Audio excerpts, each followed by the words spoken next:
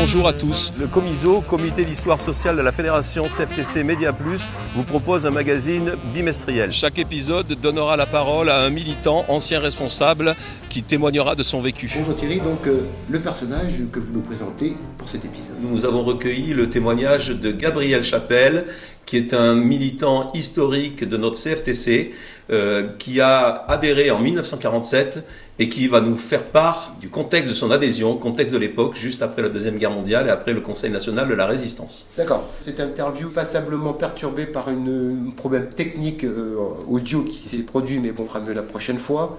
Qu'est-ce qu'on en tire de tout ça ? Il me semble que dans ce que nous allons écouter, il y a des éléments qui sont très intéressants, très importants et qui peuvent encore nous servir pour nous guider aujourd'hui. Je suis rentré au PTT en septembre 1947. Je suis rentré à Paris Aviation. C'était un centre de tri où on travaillait pour l'ensemble des pays du monde. On est au courrier, bien sûr. Et là, j'ai trouvé un milieu qui, évidemment, m'a beaucoup choqué puisque c'était un milieu, je dirais, complètement communiste et cégétiste.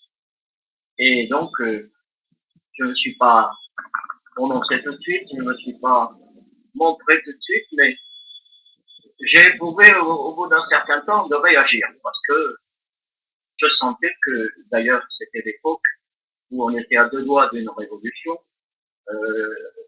La Vierge est apparue à des enfants, Alice Bouchard a 4 enfants, et leur a demandé de prier pour la France, car il y avait une grève générale depuis quelques jours qui paralysait complètement la France. L'usine de Saint-Étienne, la manufacture avait été prise d'assaut par la CGT, et ils avaient pris tout l'armement qu'il y avait. Donc, c'était excessivement dangereux, et on était à deux doigts de basculer dans le communisme. Or, 3-4 jours après les apparitions, Benoît Poinchon, qui était le secrétaire général de la CGT, a arrêté la grève. À partir de ce moment-là, cela a été un peu plus paisible. Néanmoins, tous les intellectuels, les journalistes, les artistes, tout le monde, ou presque, pas peut-être être excessif ou généralisé, mais étaient dans le courant marxiste. Et ceux qui n'y étaient pas, évidemment, ils passaient pour des rétrogrades, des gars un peu en dehors du coup. Et je me suis affirmé, on a monté la CFTC, on s'est retrouvé 24. Et la CGT, à partir de ce moment-là, nous a pris en considération. Il y avait moins de moqueries, ou il y en avait plus. Et le secrétaire de l'époque de Paris Aviation, de la CGT, venait me trouver, me consulter pour me dire est-ce que tu veux bien participer à telle grève, etc., etc. Alors il m'arrivait de dire oui, mais il m'arrivait aussi souvent de dire non, parce que c'était politique. Donc on était vraiment dans des zones qui n'étaient pas des zones de paix. Moi qui sortais d'une province calme, je me suis retrouvé dans un milieu vraiment très très dur pour moi. Alors on en parlait, vous me disiez que c'était vraiment une personne qui était à l'origine. Oui, alors c'est un éclairage que les gens de ma génération connaissent peu et c'est très important d'avoir recueilli ce témoignage parce que les personnes de cet âge-là sont de moins en moins nombreuses et pourtant ils ont de précieux conseils et de précieux témoignages à nous apporter. Très bien. Le thème suivant qui va être développé là maintenant, je vois 1964. Alors, quelques mots. donc cette année, c'est une date historique pour la CFTC. C'est une année où il y a eu une scission qui s'est faite. On va écouter Gabriel Chapelle qui l'a bien développé. Eh bien, j'avais assisté avant à plusieurs congrès confédéraux. Et c'était des congrès qui étaient vraiment très agités. Donc, il y avait le SGEN, le syndicat de l'éducation nationale, qui était à la manœuvre. Et nous savions, nous, les militants, les vieux militants et ancrés à la CFTC, à la doctrine sociale chrétienne, que cela risquait de nous arriver. On était préparés un peu quand même. Mais ça a été violent, parce que 64, ne s'est pas passé dans la douceur. Et il y a eu quand même des hommes qui ont réagi, il y a eu 300 qui sont partis. et qui ont créé la CFTC maintenue, à laquelle j'ai adhéré quelques mois après, parce qu'au départ, c'était pas à ce congrès. J'ai su par la suite, je travaillais à la direction régionale des PTT, ce qui me gênait un peu, parce que, bon, faire du syndicalisme dans une direction régionale, c'était pas tellement indiqué. Je l'ai payé d'ailleurs. Au niveau de mon avancement, le directeur régional n'a pas été, j'allais dire, très chaleureux à mon égard. Bon, ceci étant, on s'est retrouvés sans rien, absolument sans rien. Et pendant quelques mois, on était perdus. Et on a eu des élections CFTC au PTT. Et il y a eu un bulletin ou des bulletins fédération chrétienne, des PTT, etc. Et je me suis dit, tiens, et il y avait le nom de Marcan avec son adresse. J'ai écrit à Marcan, qui était vice-président confédéral, et qui était des PTT, bien sûr, et il m'a répondu, gentiment, en m'indiquant des noms, 3 noms que j'ai contactés. Ils sont venus chez moi, et on a décidé de voir ce qu'on pouvait faire. Et peu à peu, quand même, moi, au niveau PTT, j'ai recruté des personnes, Philippines d'aviation civile également. On s'est retrouvé un petit noyau de au moins une vingtaine. Et donc, on se réunissait dans un but, c'était de restructurer tout ce qui avait été, évidemment, fichu en l'air. Alors, on a commencé par l'UD, on a remis, un an après, on a remis en place l'UD, peu de temps après l'UR, et je me suis retrouvé secrétaire de l'UD pendant des années, puis président.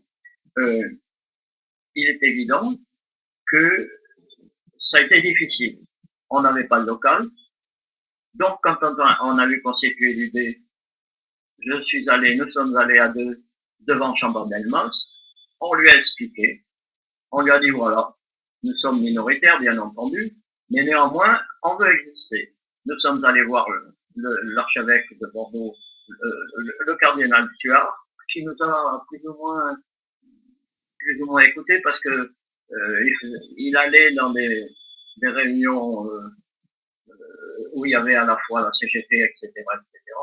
Et on a bien senti qu'il n'y avait pas beaucoup de compréhension de son côté. Donc, on a monté l'UD, on a trouvé un local 21 rue Frère. Ce local était évident, c'était pas un luxe. Et puis, comme on a grandi assez vite quand même, on a eu un autre local confortable, et ça n'est suivi quand même une expansion. Mais,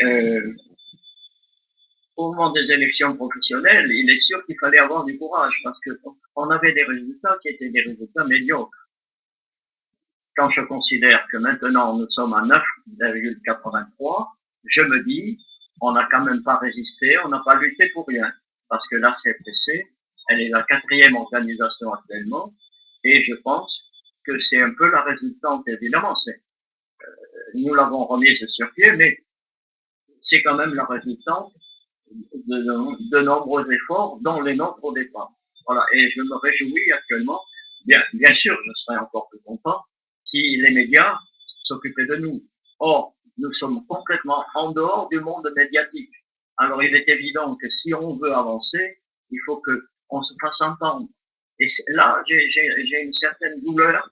Je n'entends pratiquement jamais au niveau des médias prononcer la CFTC. Alors, est-ce la faute de la CFTC aussi? Il y a peut-être les deux. Parce que la CFTC est un peu trop timorée à mon avis. Il faudrait qu'elle s'avance un peu plus et qu'elle occupe peut-être un peu mieux le terrain parce qu'il y a des endroits où on pourrait se faire entendre. Bon, alors Thierry, qu'est-ce qu'on en tire de tout ça? Gabriel nous parle effectivement des conséquences de cette scission qu'un petit groupe de 300 a reconstruit la CFTC et que localement il a fallu repartir de zéro avec aucun moyen, trouver des locaux, constituer des listes et avec des résultats, comme il a indiqué, très médiocres. Aujourd'hui, notre objectif, la loi nous oblige à avoir 10% dans une entreprise pour être représentatif. Et c'est vrai qu'au niveau national, la CFTC est quasiment à 10%, on est à 9,5%. Que de chemin parcouru. Donc parfois on se dit à la CFTC qu'on est à 9,5 et que c'est très insuffisant. Bien sûr qu'il faut travailler à progresser, mais que de chemin parcouru depuis 1964 et ce séisme qui a été la scission avec 70 ou 75% de la CFTC qui est partie à la CFDT finalement. Alors, question, pourquoi il y a cette cassure là à l'époque? Pourquoi ce petit groupe a voulu essayer de faire autre chose et pourquoi? On le sait pourquoi aujourd'hui? Oui, c'est une rupture avec le C de chrétien. Tout simplement. Essentiellement. C'est-à-dire, expliquez-moi un petit peu, chrétien, c'est-à-dire CFTC. Eh ben, le C de chrétien, il ne signifie pas qu'on est adhérent à une religion, il signifie qu'on s'appuie sur les fondements de la morale sociale chrétienne. C'est les valeurs, le bien commun, la subsidiarité, la dignité de la personne humaine. Ce sont les valeurs qui animent la CFTC depuis toujours et plus que jamais aujourd'hui. Mais certains ont fait semblant de penser que le C de chrétien signifiait qu'on se soumettait à une religion, à la religion chrétienne, voire même la religion catholique à l'époque. Ce qui n'était pas le cas. C'était un prétexte pour créer autre chose et pour évoluer vers ce qu'on a appelé la CFDT, vers la cogestion qui a été à la mode dans les années 60 et dans les années 70. Tout ça est bien loin aujourd'hui parce que la CFDT d'aujourd'hui n'a plus rien à voir avec la CFDT de l'époque finalement, mais c'est un autre débat. D'accord. Merci Thierry pour vos explications fort intéressantes. Roger, juste un mot de conclusion. On a vu le passé, le présent, comment ça se passe? La CFTC continue à évoluer. Voilà. Et le but c'est d'essayer d'être représentatif dans un premier temps, et pourquoi pas être demain un des premiers syndicats de construction, et pour défendre toujours avec le un bien accord commun, dans l'intérêt commun. Que nous décrivait tout à l'heure Thierry. Exact. Un petit mot de conclusion pour terminer. Très intéressant d'avoir écouté Gabriel Chapelle qui a 93 ans. Mais qui a une grande fraîcheur d'esprit et qui se souvient de manière très précise de tout ce qu'il a vécu et qui nous en a fait profiter. Et j'espère que ce témoignage et les combats qu'il a menés seront un exemple pour tous ceux qui écouteront et qui seront nombreux, j'espère, cette interview. Merci pour ce plongeon dans l'histoire et donc on vous donne rendez-vous prochainement pour un nouvel épisode. Merci Roger, merci Thierry.